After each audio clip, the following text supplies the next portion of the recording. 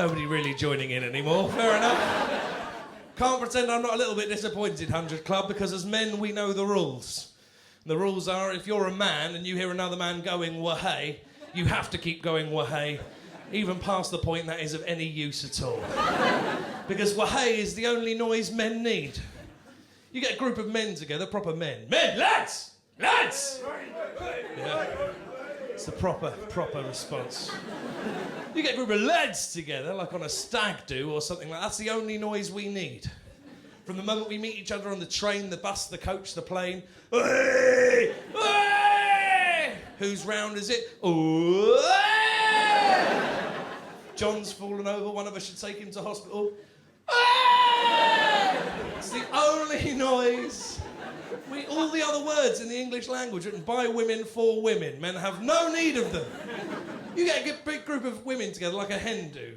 We all know how that works. That's just a circle of women telling each other they look lovely for 11 hours. They end very differently as well, don't they? Due to the way that ladies make friends, ladies know every other lady on that hen do. Career hopes, dreams, aspirations.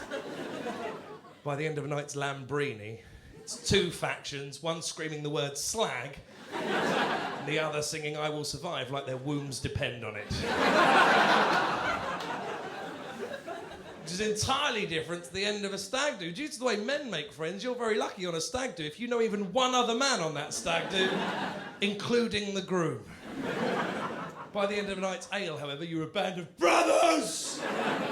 The end of every stag do exactly the same, just a group of men with each other in headlocks. Hey, ha, ha. Oh, fucking love you. I fucking love you! Seriously, when this is all over, let's start a business. I love you. Hey!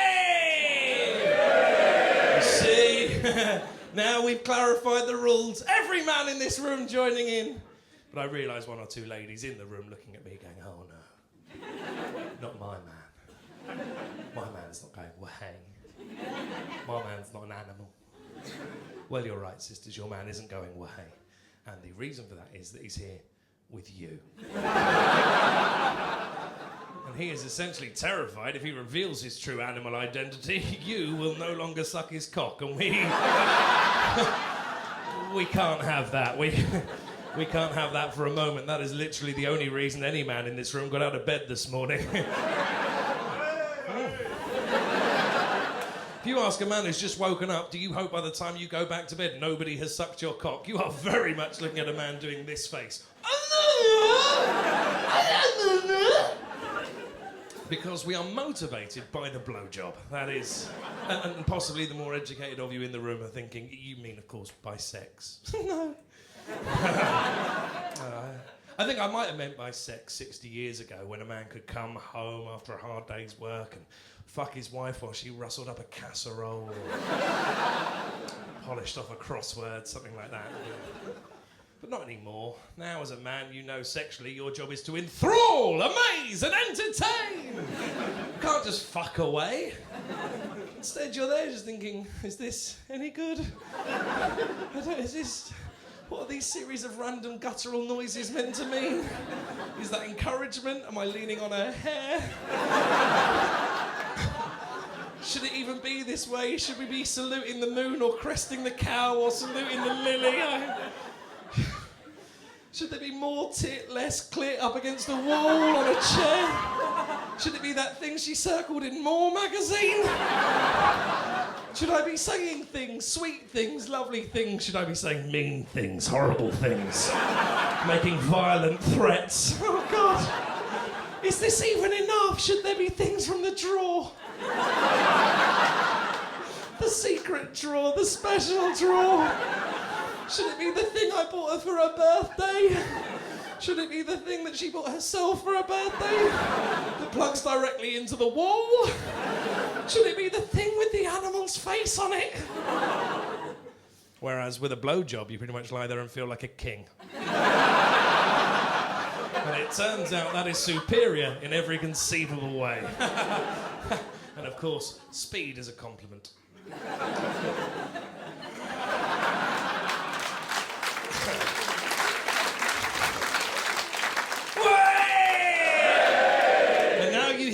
sisters, now you hear it.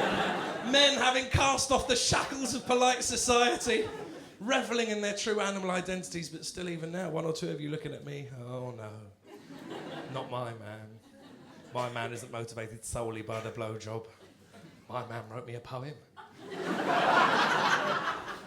Yes. But the reason he wrote you that poem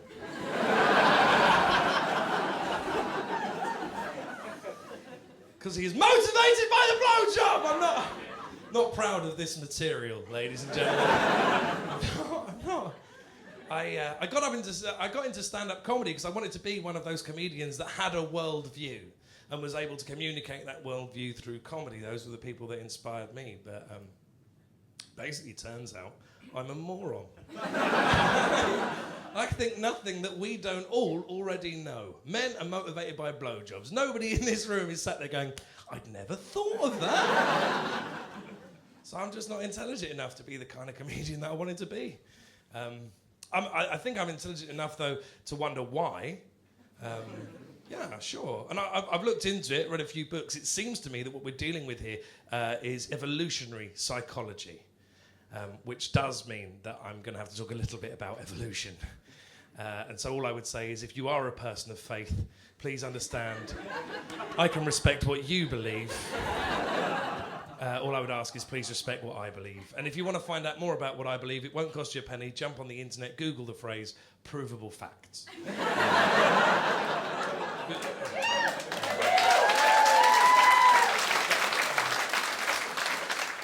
Because there is no God. No God of any kind at all.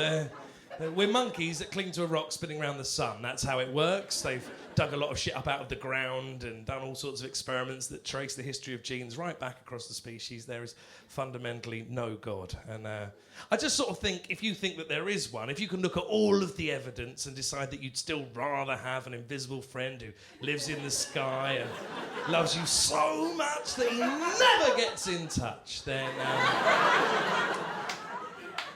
you're retarded.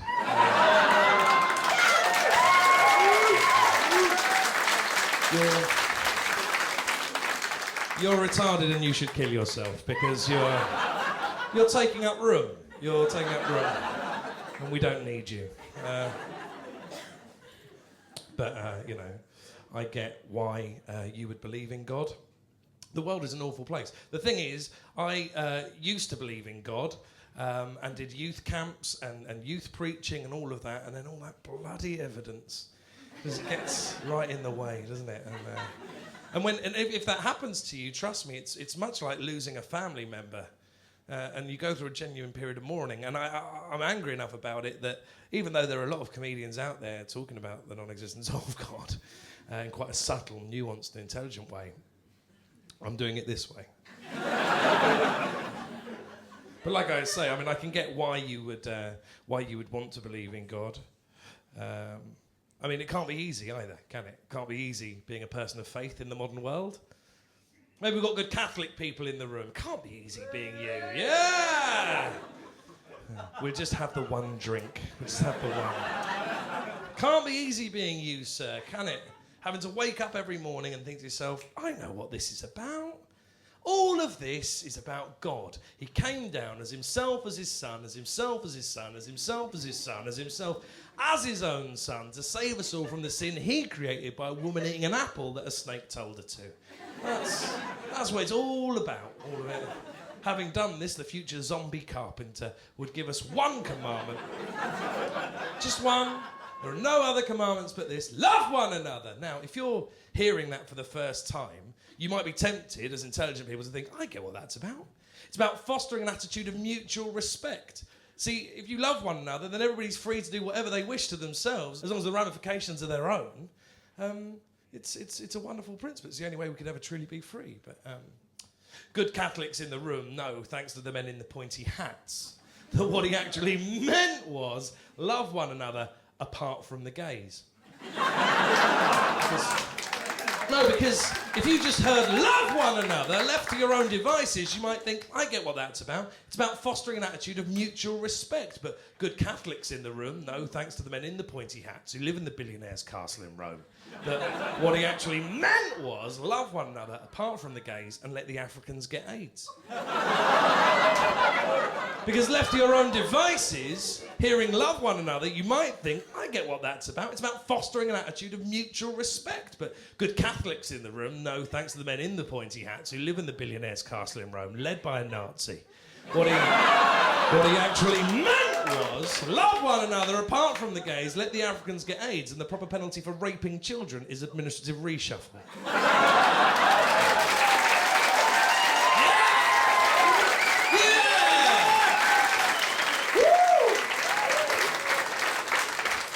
I'm glad you got that, everybody. I'm glad you got that. I was worried you might not get that because I don't know if you've heard, but there have been serious allegations of paedophilia against the Catholic Church. I don't know. I wasn't sure you'd have heard. I just thought it was important to be the first comedian to tackle it. The first comedian to tackle it. Maybe we've got good Hindu people in the room. Can't be easy being you, can it? Having to believe an elephant understands all of art and science. It's sweet, isn't it? How would that even work? E equals MC. No, it's lovely. It's lovely. Good luck with that. Maybe we've got good Jewish people in the room. Good Jewish people in the room. Yay! Can't be easy being you, can it? Can't be easy. Having to believe the human penis is slightly too long. Fair enough. I know mine is. Funny thing is, 100 Club, I'm 32 now. I've got a little boy who's 3. As a result, the last 3 years of my life, I've been surrounded by children's penises. Because, a lot of my friends are having kids. They come over, those kids have got to be changed, and now they're at an age where they want to run through, hoses and stuff in the back garden, very rarely wearing clothes. Really, on any social occasion with me and my friends now, we are just surrounded by children's penises. And the weirdest thing is, never once, not once in all of these social occasions, never once have me or any of my friends looked at one and gone, let's just cut a bit off that. It's never come up. It's the weirdest thing. Never come up. I suppose it's because on some level, as educated people, we understand that if you do that, what happens is keratin, which is the same stuff fingernails is made out of, grows around the end of the penis, reducing penile sensitivity lifelong. In other words, you'll break it. What I'm trying to say, I suppose, is that me and my friends have never looked at a child's penis and thought, let's break it. I have had it explained to me as well that culturally that comes from nomadic desert dwellers where they weren't able to... Basically, if you get loads of tat down your bell end, it's bad. You get an infection, your bell end will drop off. It's awful. It's awful, so get rid of that. But we've got showers now, haven't we? Just saying, if you ever find yourself in a situation where you're thinking to yourself, shall we break this child's penis or buy a shower? Buy a shower. You tight prick. Maybe we've got good Muslim people in the room. Good Muslim people in the room. It goes very quiet there. You believe if this joke ends the way it deserves to, I should be beheaded. So we'll skip over you. Besides, I keep most of my criticism of Islam to my cartoon work, so it's fine.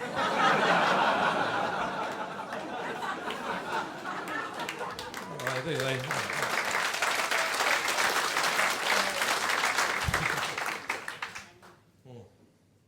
Maybe we've got good Church of England people in the room. You, of course, believe that...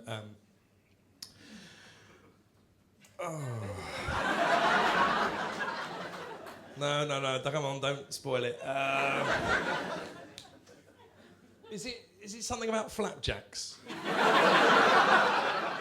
Anyone? Me either. Look, the thing is... We weren't put here, we evolved, and it's provably true that that's the case. Now, the thing about evolution, and the incredible thing about evolution, is that we always tend to think of it in terms of the physical things that we can do. But our brains evolved. Certain instincts that enabled us to survive, and by the way, that is the only thing we are wired up to do, is just to survive, the continuation of our species. The only thing we're here for is to survive, and that's what our brains are created for. All of the things that enable us to make decisions, those instincts, are all evolved. And it turns out, basically, for human beings, if you're growing another human being inside of you, there is a bloody good chance when it pops out, you're going to be the one left looking after it. So instinctively, as a process of that evolution, you are motivated instinctively at the core of your being, subconsciously, by issues of safety and security. Whereas men know not all of those cubs are going to survive. And so, instinctively, we want to spunk on everything. Absolutely. We are 24-hour jizz cannons. That is our function. These aren't really legs, these are just the way our cock gets about. And we know this is true as men. We know this is true because we had the first 12 years of our lives not feeling that way at all. And it's remarkable. We're playing frisbee in the park with a friend. Oh, this is amazing. Oh, it's amazing. Oh, it's amazing. When sexual maturity comes, you stop being the kid playing frisbee in the park with a friend, and you start being the kid in the park holding the frisbee, thinking, I wonder if I can fuck that frisbee! And all of those trees! And that swing! Maybe. Essentially, by the age of 18, every man in this room could count on the fingers of one hand the list of things he would not fuck. Not that hand, obviously. I've fucked the shit out of that hand. That hand's been very good to me. And that's what it's like from that moment onwards, the internal monologue of all men at all times. Fuck, fuck, fuck, fuck, fuck, fuck, fuck, fuck, fuck. Sisters, you have no idea how lucky you are. Not to be cursed with this. You ever done that thing? You've left your man in the morning, you've come back in the evening, he's in exactly the same place, and you look at him and go, you've done nothing today.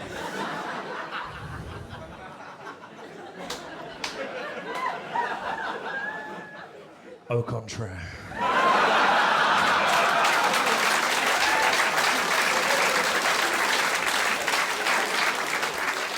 If you knew the permanent cinema of free exotic pornography playing in our heads all the time, starring you, people you've introduced us to, family members, cartoon characters, exciting shaped clouds, bits of furniture. Honestly, you would be impressed we had shoes on. You would be...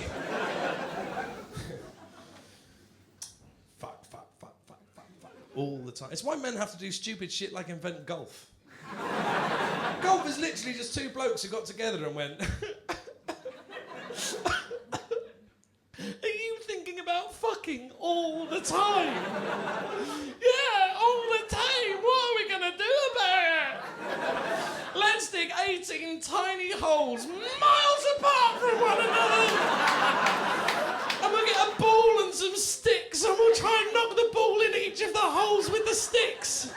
It'll take fucking ages.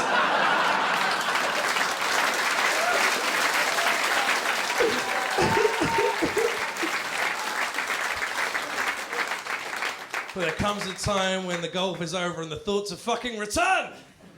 Just Google the phrase Tiger Woods. Fuck, fuck, fuck, fuck.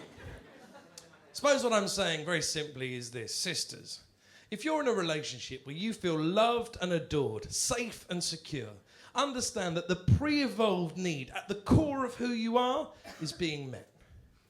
If you want the same sense for your man, the man you love, the man in your life, the man giving you that rock, suck a cock. Suck a cock! There is no shame in it. There is no... We were told it was shameful when we had the invisible man in the cloud. Don't do that. Doesn't exist. Doesn't exist. Suck a cock. What a wonderful gift. gift to give another human being. It's worth remembering, if you come from married parents, no man ever married a woman who didn't suck a cock. We are all the children of cocksuckers.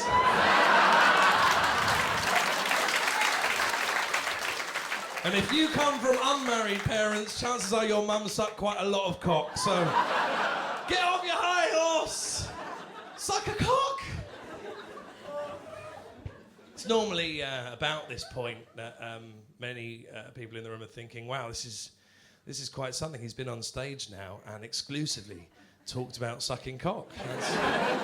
Thank God we've clearly reached the point in this routine where he isn't going to talk about sucking cock anymore.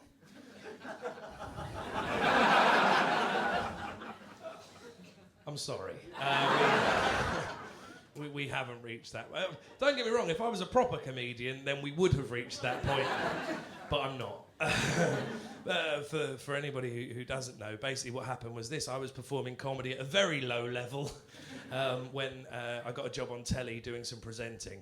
And then people in telly went, oh, he's quite funny, let's cast him as a comedian on things that, you know, people who've done tours and Edinburgh shows and what have you are on. And then everybody assumes that I'm as good as them, and I'm not. I'm nowhere near as good as them. Don't have the back catalogue or really the impetus.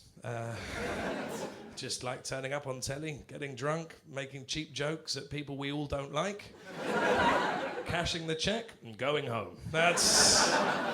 But weirdly, I'm at a sort of point now where there's an expectation that I should put out a tour, a show, a DVD, and what have you, despite really not being good enough.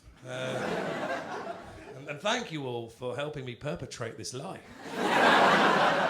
Thank you all for coming in a small room, not a big room. We didn't want to do it at the Apollo. Some might say that's because of artistic reasons, because I genuinely and heartfelt believe that comedy really only works in small rooms of about 300 people. You need to be able to see the whites of the comedian's eyes, if he had any. Others might say, I couldn't fill the Apollo. People can be very cruel. For what it's worth, if you were expecting better than this, if you were expecting a man shouting potato, or... sure, a couple of you. Sure. It's not even my joke. It's the joke of another man whose show I happen to be on. Or you wanted me to do a dance. I'm proud of those things, but I can't get round the idea that if you've got people who are willing to sit and listen to you for an hour of their lives, you should try and say something that fucking matters.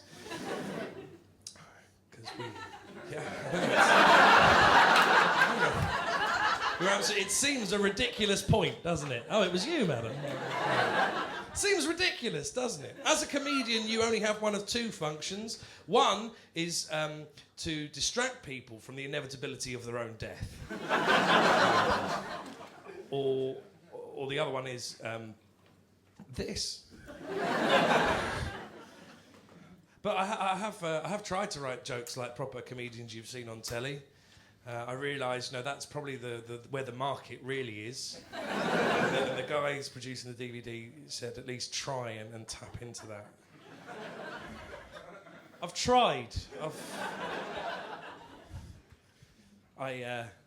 What basically happened was I reached the middle of last year. Now, really what I'd done up until then was just MCing, walking out, welcome to the show and all of that. And then, because I'm on telly, people started to come and see me, and then it didn't make any sense to be comparing it, because there are incredible acts working live in this country every weekend. You just happen not to have heard of them. But if everybody in the room's there to see you, when you introduce one, there's a sense in the room of people just going, that can't be your job then, introducing people who are amazing to a sense of like, we'll go to the bar now. and so I started working on this show, and that coincided with the general election, and it broke me. I'm broken because it seemed to me for the first time, thanks to mainly social networking and the internet, you were able in this country as a semi-intelligent human being to be able to see what was going on pretty fucking overtly as it happened, and things that were genuinely horrific. The way that the Conservative Party basically said, if you elect us, Rupert, we'll give you everything you want. You can watch James Murdoch's speech at the Edinburgh Media Festival and literally Plot 2 weeks after that, everything he mentions in that speech becomes Tory media policy, which is now being actioned by Jeremy Hunt. You can actually see it. This isn't like weird, kooky conspiracy theory, but what really became of the Australian dog? No. It's like you watch him say it on the internet, and then you can look at the document that says this is now our policy. And as one voice, as one people, we saw this was going on, and we said...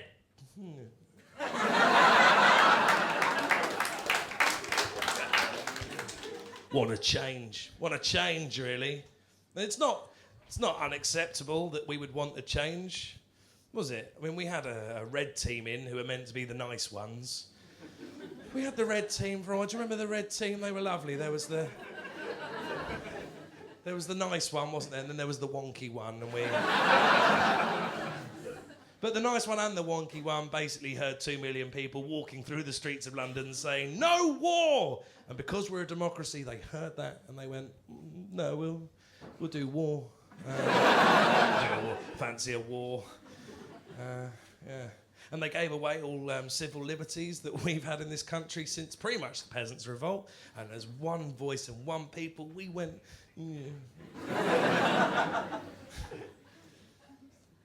And so I think the problem was that because I had a kid, and then I was able to see that basically we're being run by cunts. Yeah. No. Thank you, but it's a simplistic thing to say. What I actually mean is there's a game being played by cunts. The aim of the game is to be as big a cunt as you possibly can, whilst everybody can see you being a cunt, but convincing everyone that you're not being a cunt and make them vote for you.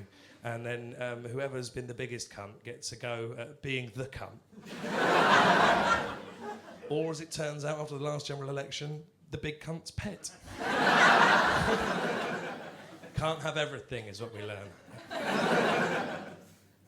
Do you want to play a little game with me? Okay, what's your name? Jack. Nice to meet you for the first time ever. Jack, I'd like you to play a game with me. It's called Democracy. The rules are very simple, okay? I'm going to give you a choice of 3. All you need to do, Jack, is tell me which of the 3. Do you understand? Lovely. Okay, what's your name, sir? Steve. If you pick Steve, Steve is going to piss on you. Do you understand, Jack? You're going to lie on this stage, Steve will drop trout and just piss all over you. You understand, Jack? Okay, that's Steve. Paul. If you pick Paul, Jack...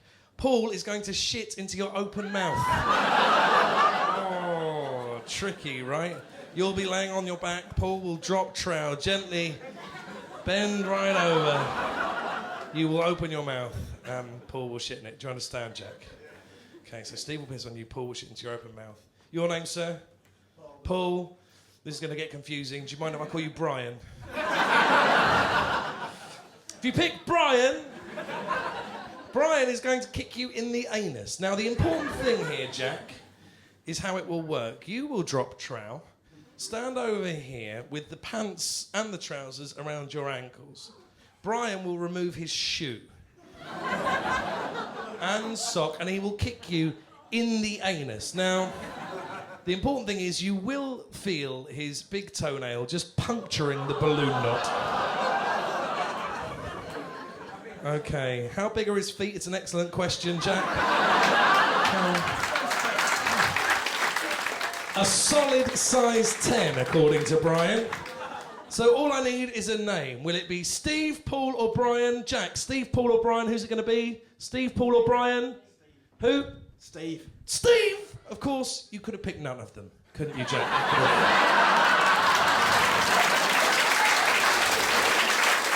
You could have picked none of them. And that seems to be the problem to me. We know whichever one of 3 we pick, something fucking awful is going to happen. But we've somehow convinced ourselves they are genuinely the only way that things are going to happen, so we keep picking them and we keep getting pissed on and shit in our mouths and people putting their toes in our anus. I think we should pick none of them. And I don't know what the alternative is. I don't have any answers, and that makes me... nobody you should really listen to. Everybody can go, "Oh, it's not very good." Well, unless you've got a solution, shut up. But But someone smarter than me has to be able to work it out, doesn't they? And so... and so I'm not a very good comedian because I literally think about what you should say to a room full of people, and it's that. And that's not very funny. So I try and think of something else, and I think, there's no God. Tell them that. And I think, I've already done that. Tell them something else. There's no meaning of life. Okay, there's no meaning of life.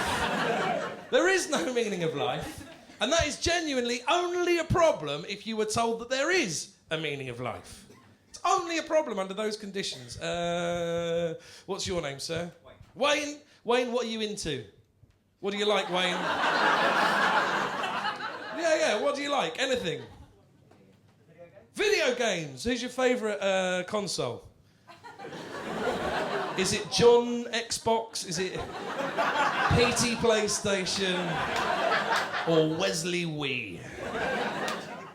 It's actually the GameCube, keeping it on the OG, motherfucker! Yes, sir! 128 bits. That's right, the first Nintendo console to release its games on disc, up until then exclusively cartridge-based. Of course, launched with Super Mario Sunshine, a hell of a game. I'm guessing, therefore, you're a huge fan of Miyamoto. Yeah, how could you not be? Oh, sure, they've gone off the boil now.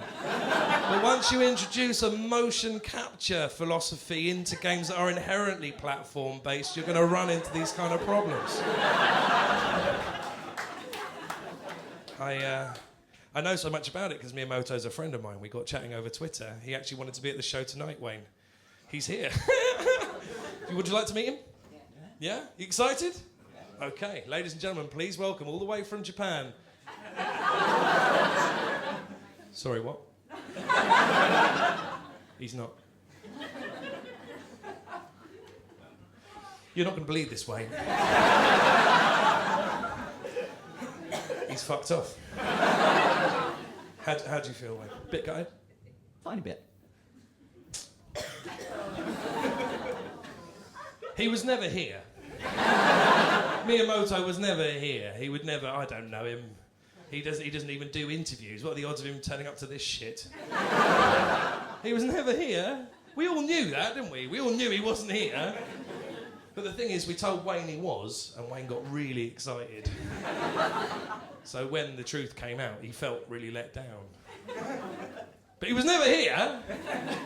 But we made Wayne feel very excited. And now very let down. But he was never here. There's no meaning of life. Which is only a problem if you've been told that there is one. Do you begin to see why I'm not a very good comedian, by the way?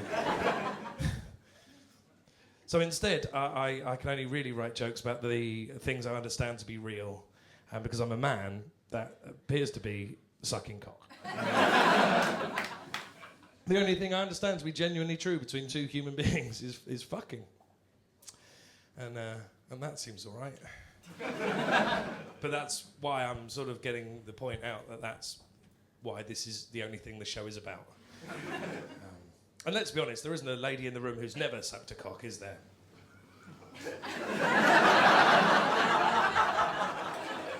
Play along, come on!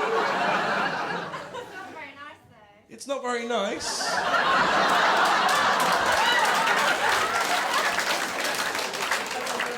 Well, then you're not doing it right.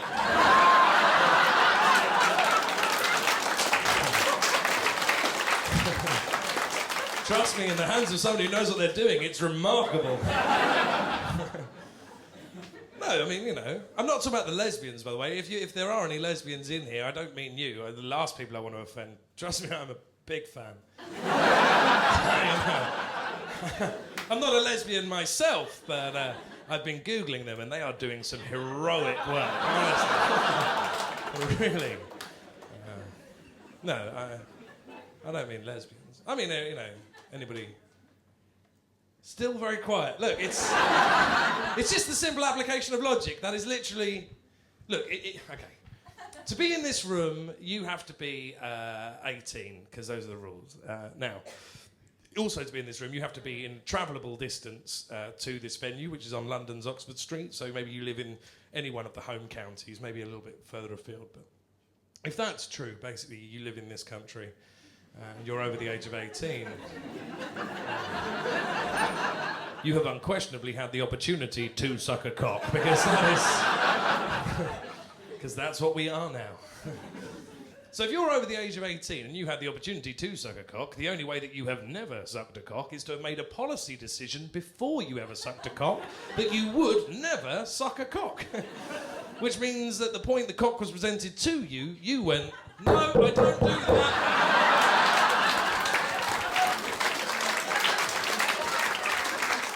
Now, if you were that woman, nobody is bringing you to a comedy club. Nobody wants to spend a moment of their time in your horrific company, you withered old Widdicombe. Nobody likes you. That's... Not to have even tried it, not even the once.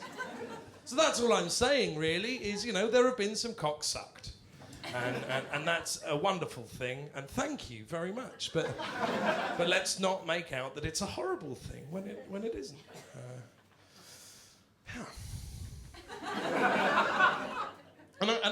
All I'm really getting at is it's that reason that I want to talk about it pretty much exclusively is at the core of who I am. This is honestly the most honest show that I could do.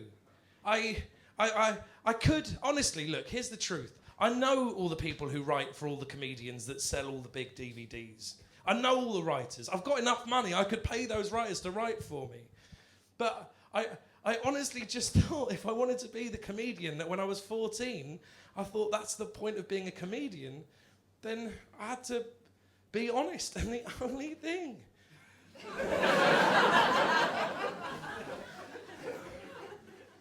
And I think there's some evidence for it as well. And evidence that we can all see, not, you know, statistics or whatever. Magazines. Magazines. The only reason for there being magazines is for them to say to you, you know that thing you're into? This is about that. That's all magazines are. Now, if you look at a man's magazine written by men for men about what men like, that is a magazine full of vaginas. A delicious array of multicoloured, open, wet vaginas, some being held open, some poked, some wafted with a faraway glance next to a waterfall or on a motorbike, on a speedboat. That's the mime for speedboat. We all recognise that. The ones without the vaginas in, of course, have boobies in, which, as we all know, are the starters to a vagina main course. The ones without the boobies or the vaginas in will, of course, have women in bikinis so small that you pretty much can work out what the boobies and the vaginas look like.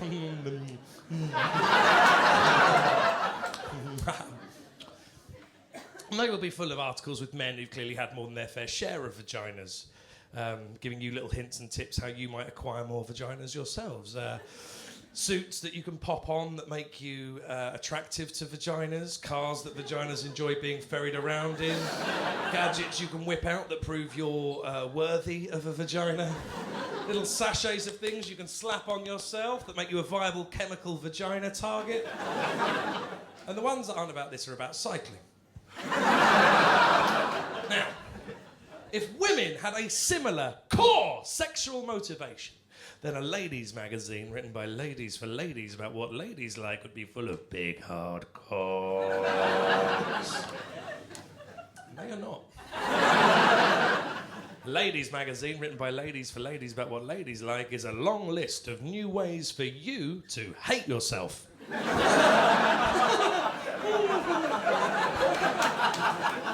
Lovely, isn't it? Lovely. I brought one with me so we can all have a look at it. Can you all see that? You all see it? Good. You'll like this magazine, sisters. You'll like this magazine because all of the ladies in this magazine are just like you. all of the ladies in this magazine are too fat.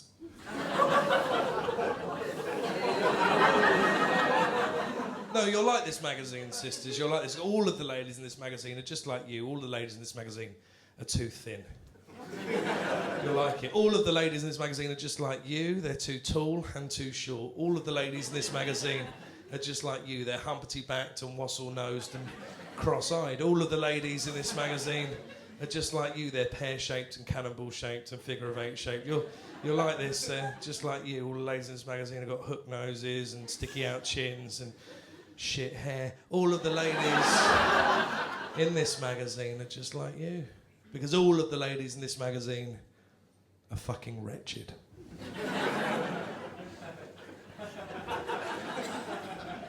But if you buy this magazine, in it we've got a list of clothes you can pop on so that people won't realise how fat you are.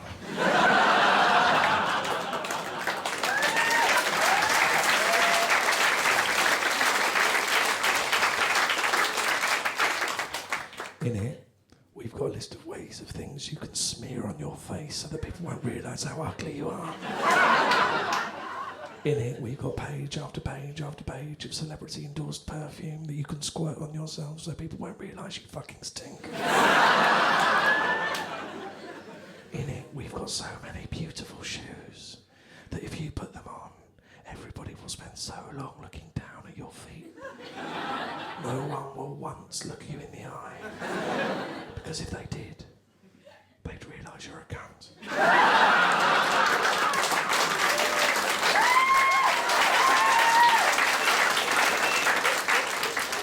Let's just have a quick look inside, shall we? Just a quick look. Let's have a...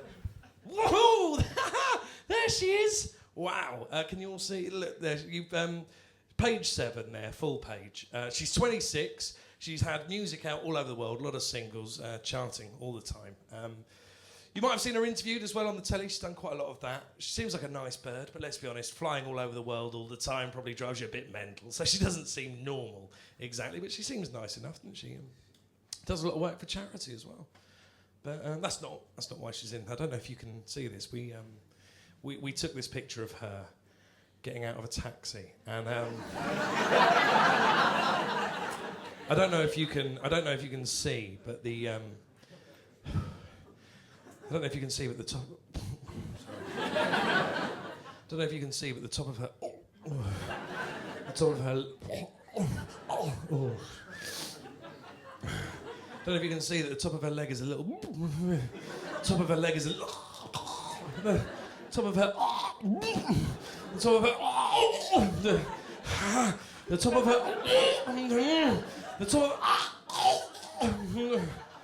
The top of her leg is a little bit wrinkly. Can you? Oh Jesus! The top of her leg is a little bit wrinkly. Oh. And just in case you don't realise why we're judging this woman, we're just going to pop a circle round it. And above it, write the word shame. Shame on you! Stop reading the fucking magazines! They're driving you mental! And you're mental enough already!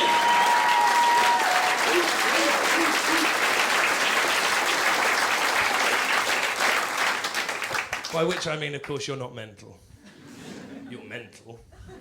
You're not mental. You're mental. You're not mental. It just doesn't make the first piece of fucking sense to us. See, the way that men have evolved is to fuck as many things as possible. Now, the way that we do that is to achieve status. And the way that we as men achieve status, historically, is by punching things and setting them on fire. That's what the world would be, sisters, without you. Just a world on fire with groups of men stood around. Can you hear that? That is... Sisters, that is a room full of men who've thought, that would be amazing. Yeah, we punch things and we set them on fire. That's how we achieve status. Now, that's not how ladies are geared up at all, because they don't want to punch things and set them on fire. They want the safety and security So your way of achieving status is to remember everything.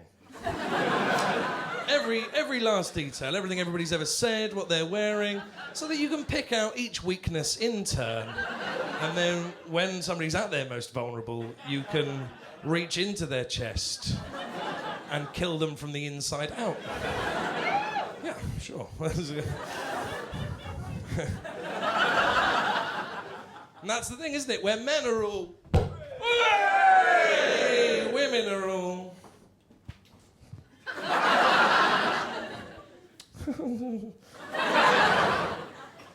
I don't believe it.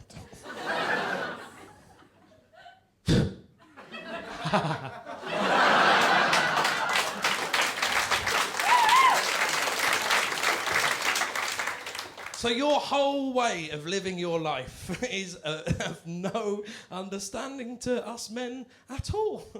See, when you ask a man, do I look nice, what you're really asking are, can you tell me whether the odds of another woman calling me a fat cow are lower than they might be?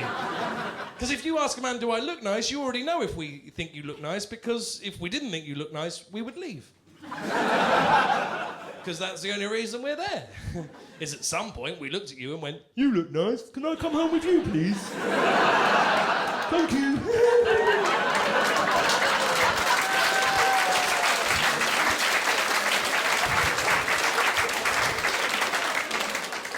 Your notion of how you look and of who you are has nothing to do with men at all. You know full well you could throw on a Hessian sack and walk down the high street with your hair all freshly got out of bed, makeup smeared across your face. Some dude stood outside of Wetherspoons is going to see that girl and go, I would fuck that girl. Oh, that girl seems just my style.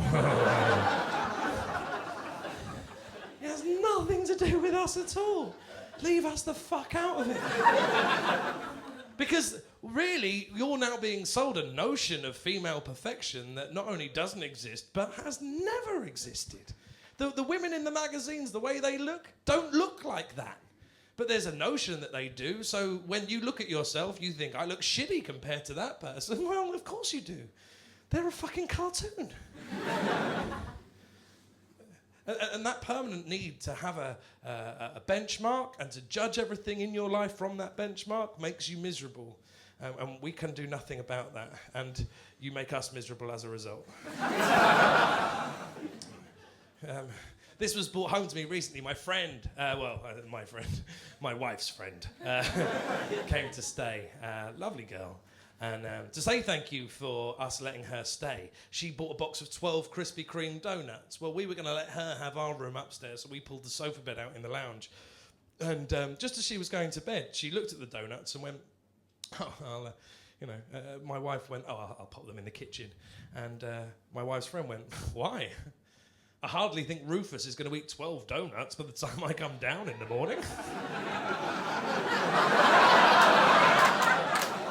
Fuck you. Judging me in my own front room. Literally, the moment she said it, I only had two thoughts in my head. One, shit, I'm going to have to eat 12 Krispy Kreme donuts now. And two, the look on your face when you realise I did. Because I will not be told what to do.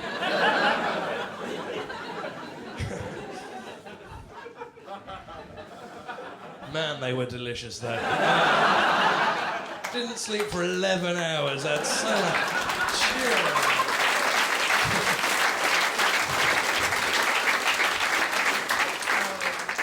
I realise also by this point there isn't a lady in the room who gives a shit what I think about anything anymore.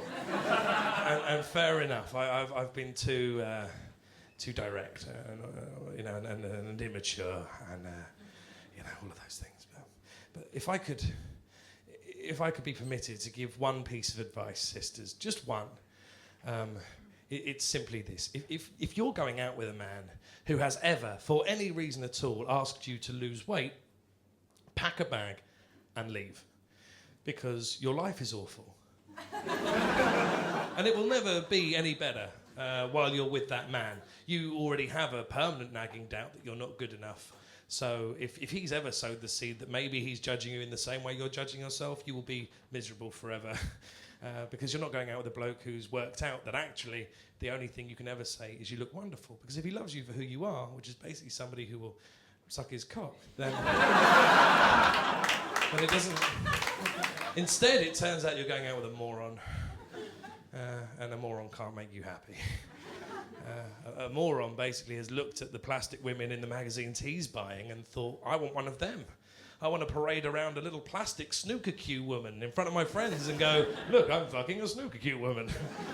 Well, you know what happens if you fuck a snooker cue? Dick splinters. That is all he deserves.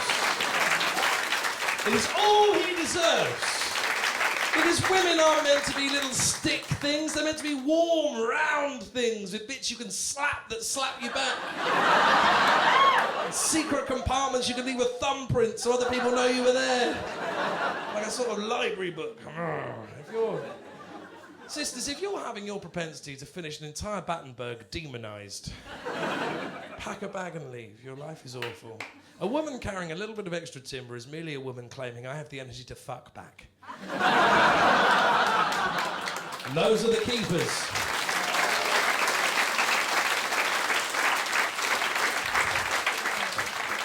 I'm also, sisters, please understand, I am absolutely and fundamentally not saying that this is all you are good for.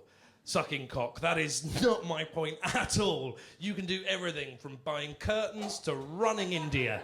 You can do everything. Like I said, without you, the world is just on fire with big groups of men setting more things on fire, and even left to their own devices, each other on fire.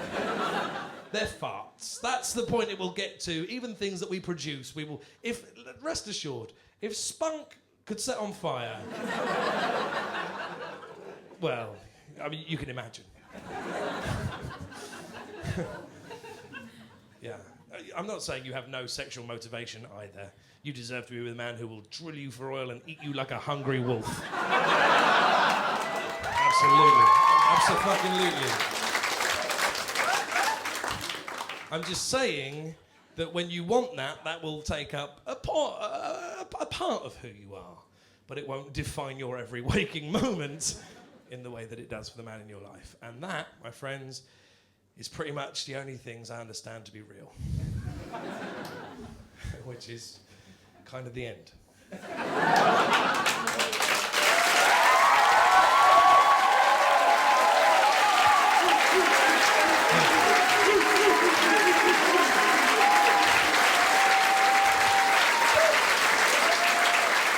Today, more blowjobs, tomorrow, world peace.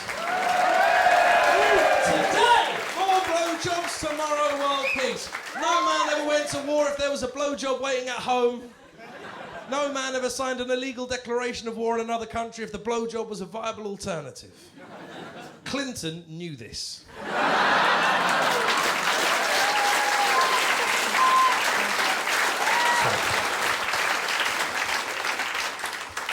So I'll let you all get off. You got families and things to get back to, have you? Yeah. Oh, right, okay. Give me... Well, the bloke next to you looks fairly surprised to hear that, so... Yeah. I think we all know who the pitcher and the catcher is in this little... Give me a cheer if you've got a kid, then. Give me a cheer if you don't have a kid. Fuck, listen, how much happier was that? Oh my God, so happy. Anything could happen for you people tonight. This could just be the beginning. Whereas people with kids are like, please, just go. Just go. Things to do. I got a little boy. I met my wife and we got married after 4 months because she was the one. She was totally the one. No, don't. No, we're not in America. Come on. Hold it together, people. She was absolutely the fucking one. And the moment I laid eyes on her, I knew. And I proposed to her at the... yeah. I proposed to her pretty much at the end of our first date. And she said, yeah. And then she was working in LA and we went out there and got married. We got married in Vegas. And yeah, if you get married in Vegas, it turns out basically those people are working for tips. They are. So they'll do whatever you ask them to do. This was brought home to me because right before I got married, my wife said to the bloke in charge, Now, well, that's a worrying thing. If you're about to tie your life legally and inexorably to another human being and she has to have a quick whisper to the legal official, there is a part of you, no matter how much you trust them, that's thinking, I'm pretty sure she hasn't got a penis.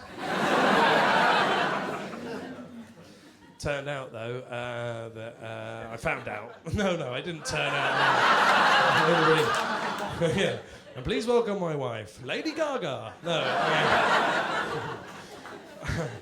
Turned out, I found out what it was that what she had asked, because at the end of the ceremony, normally, where they say, by the power invested in me by the state of Nevada, I now pronounce you man and wife, he said, by the power of Grayskull, I now pronounce you.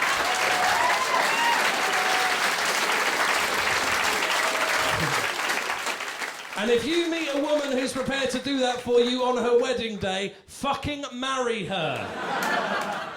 The thing is, if you get married after just 4 months, you are very much expecting the next couple of years of your life are going to be a non-stop orgy of drinking and fucking and drinking and fucking, celebrating and drinking and fucking and drinking and fucking and drinking. But a month after we got married, we found out she was pregnant. 9 months the day that we got married, our little boy turned up. And I think you can all agree that that shows a spectacular lack of planning. Because like I say, you're very much expecting a non-stop orgy of drinking and fucking. But instead of that, once we found out she was pregnant, you can't drink then because it goes into the baby and fucks the baby up. So we didn't drink then. And then the baby was born and she breastfed for the first year. You can't drink then because it goes in the milk and it fucks the baby up. Then he was 1 and you don't want to be dealing with that with a hangover. So we didn't drink then. Then he was 2 and 3. And now we've basically fucked him up. And nobody wants to babysit. So we don't go out. I'm just saying, I thought it was going to be a non-stop orgy of drinking and fucking, but instead of that, we've got a kid, which is better.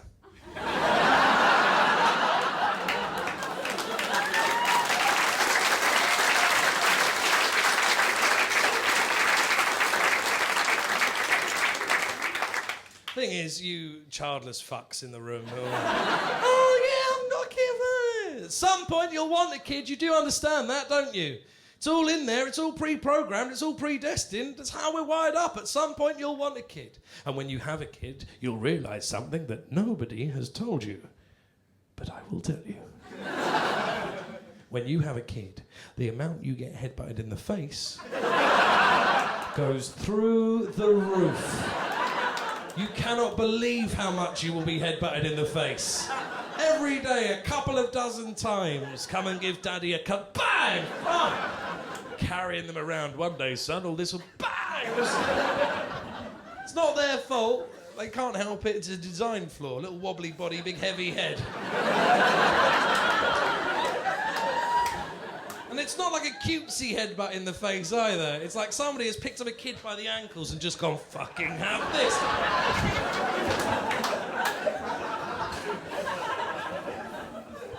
But you forgive them because they don't know what they're doing. Or at least so I thought.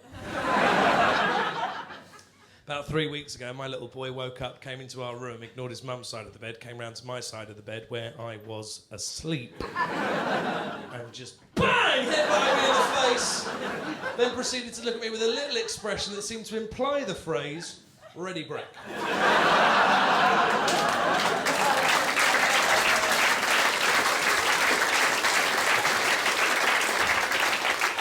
Now, I don't know how many people here have been headbutted awake. My hope is very few. The one thing I can tell you is if you are headbutted awake, if you're asleep where it's warm and there are lesbians, somebody headbutts you in the face, bang! Suddenly you're awake, it's cold, you're in pain. All you are aware of between those two conflicting states is that you are under attack. And instinct kicks in. And it turns out you punch the person. I'm not saying this is good parenting. Just saying it's at least understandable to you good people how in the confusion I may have punched my 3.5-year-old son in the face. As hard as I could. Clearly not. Clearly not. It's not understandable to you people at all. Well, fair enough. You're clearly taking my wife's side on this. Because since it happened, she has not stopped going on about it. Oh, my God. You punched our son in the face. I don't know about that. Do know he hasn't done it again, though. I do know. And apparently, if I follow through with the elbow, I'm pretty sure I can stop him picking his nose. That never happened, by the way. I just made that shit up at the end. Never happened. But, you know, I do have a 3.5-year-old son, that is true, so I think about doing it every day. You never, I mean, you know that you never ever would, but every day you think, but what if I did? I mean, I never, ever, ever, ever would, but I might. I never would. I'll tell you a true story, though, about my little boy. 3 weeks ago, I got in from a gig. I was home about 1 o'clock in the morning. We're pretty strict with him. We don't want him growing up being one of those kids who just spends all his time watching telly. He's pretty restricted at the weekends to when he can watch cartoons and stuff. But I got back in at 1 o'clock in the morning from a gig, and I look in the front room, and he's there at 1 o'clock in the morning on his own watching Timmy Time. Yeah. Now, that's a weird thing. Because the way that our home AV set up is, he can't make that happen himself. So, I mean, right? But he sees me, out the corner of his eye, he thinks, well, he's going to shut this down, clearly. But I know he can't have turned it on, so something must have happened that means it is on, so I shouldn't shut it down. So there's an entente cordiale. I'm looking at him, he's looking at me, but neither of us are saying anything. So instead, I sit down next to him, which means that me and my 3.5-year-old son at 1 o'clock in the morning are sat there watching Timmy Time. Not saying a word. I later find out basically what happened was, for the first time ever, he woke up in the middle of the night and was absolutely, properly inconsolable. And we would never, try and excite him. You learn all this. You don't take them downstairs. You don't put the telly on or anything. But he was so inconsolable that, telly and a bit of normality. My wife was in the kitchen making him a drink, and that was why he was on his own watching telly. But I didn't know all of that. I'm just chilling now at 1 o'clock in the morning, watching some stop-motion animation about a sheep. After about 5 minutes, he realised that I wasn't going to shut it down. So he was like, OK, well, I think I can engage. And he sidled alongside to me. And eventually he put his knees on my thighs. And then he put his knees on my chest. And then he dug his elbows into my temples. And he hauled his whole body weight onto my head. So I was wearing him like a hat. And at that point, he said to me, I love you, Daddy.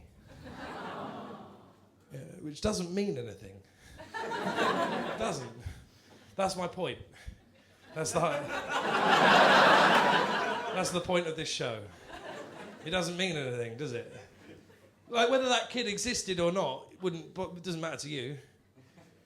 And so...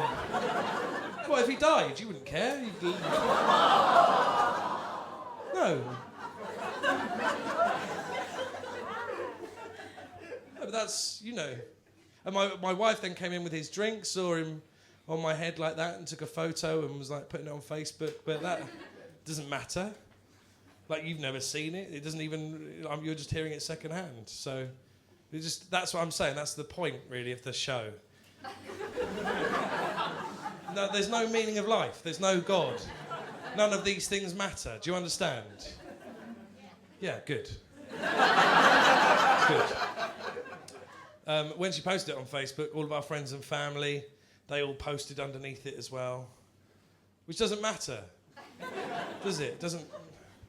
Whether they felt anything about it or not, none of it matters. And so that's the point. There's no meaning of life. There's no God. And none of that matters. And we should just realise that we are a collection of atoms thrown together at random in the universe. Whether any one person here in this room lived or died, none of it matters.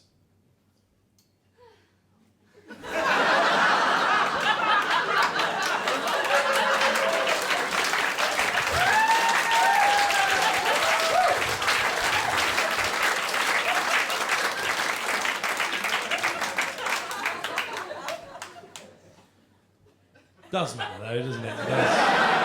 It does matter. Of course it matters. See, the thing is, not only does it matter, but it matters on such a fundamental level that the moment I say it doesn't matter, we all go, well, that's fucking wrong. Everybody in this room, when I went, it doesn't matter, you all went, yeah.